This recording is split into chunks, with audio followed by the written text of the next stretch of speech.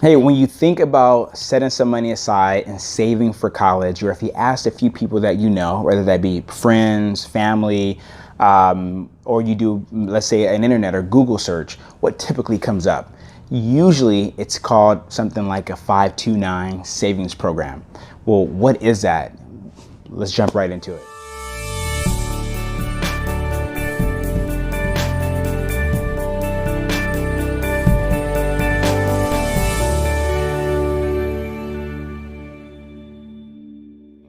So we're going to talk about what is a 529, what it's not, as well as some of the pros and cons of a 529 savings account.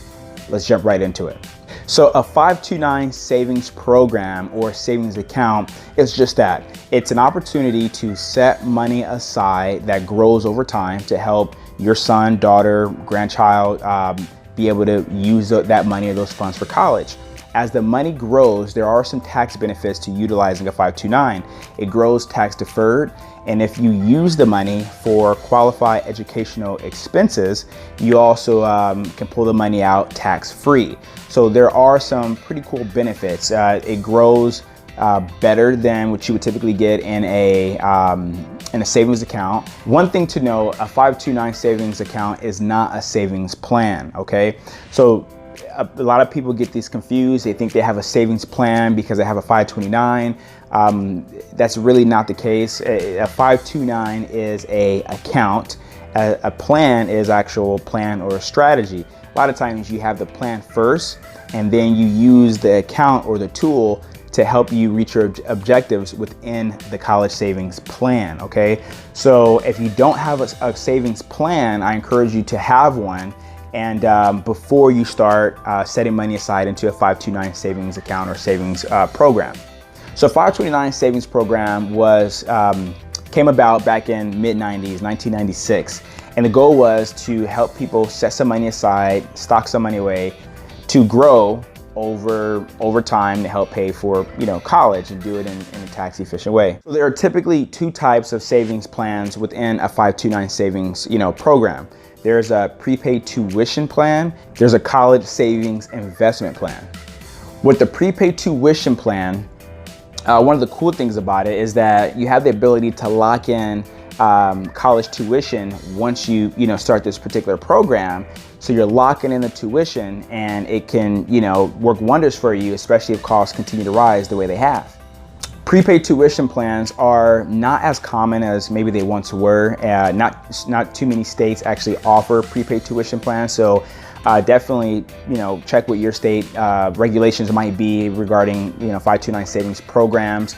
The money sometimes that you put into a prepaid tuition program is usually only available to use for tuition and fees at in-state public universities. Things such as room and board, books, supplies, those are not included in your prepaid tuition program. Prepaid tuition program is really just that. It's meant to prepay the tuition, so you're locking in that price, but you can't use those funds for other things that you may need. The other type of savings program is a college savings investment plan. So this is probably a little bit more popular among most people, because this is what we talked about in the beginning. These are mutual funds within an account that grows over time, and you have different ways and methods to allocate your funds. Typically what happens is by default, if you set money aside in one of these accounts, most of the investment strategy within these accounts are age-based. So for example, if your son or daughter is 3 years old and they're young, they have over 10 or 15 years to go before they enter college, the funds would typically be allocated to more aggressive type allocations, I'll say. So diversification within the portfolio can be a little bit more aggressive when they're younger. As they get older and closer to being college ready, then the aggressiveness will kind of taper off, and they'll be a little bit more conservative to help retain some of the growth that you've accumulated in the previous years. For this type of plan, the funds can typically be used at any college or university, whether it be a graduate school or any type of accredited university or college. including professional and trade schools. One cool thing to note about 529 savings programs is that as of 2018, funds can now be applied to private schools K through 12. So for grade school, parents can now pull out up to $10,000 to help pay for private school tuition, which is pretty cool. Fees can be hard to identify and not easy to understand or read, but if you are not aware of your fees, they can actually eat away at your growth and your investment. Common or popular fees within the 529 are things such as investment fees, management fees, maintenance fees, advisory fees, and any other underlying charges or fees. So just make sure you understand your prospectus and you understand the fees that are associated with your account, because if you're not, that's an easy way to not reap the full benefit of the investments within your 529. There typically can only be one owner of the account, not a joint ownership or not mutual beneficiaries, but one owner and one beneficiary. But that owner can own multiple accounts and that beneficiary can receive funds from multiple accounts within federal regulated boundaries.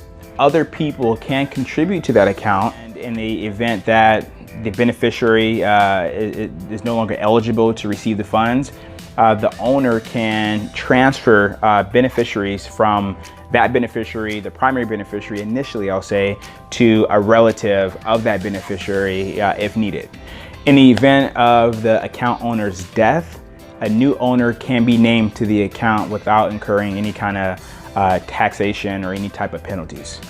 There are no income restrictions. So there's more than 30 states that actually offer a 529 savings program. And for the most part, all the states that do offer them, they follow the same basic rules or guidelines. A 529 savings program is not the only way to save money for college. Sometimes it can be a very great and viable way to do so, but it's not always the best way. And this is where we go back to the beginning. I say, have a plan. First, get an idea of what you feel comfortable saving, what is your objective or your goal, what's your time frame, and what benefits do you want, what options do you want when that time comes for your son or daughter to go to college. One of the disadvantages of using a 529 savings program is that you have, what if your son or daughter gets a scholarship?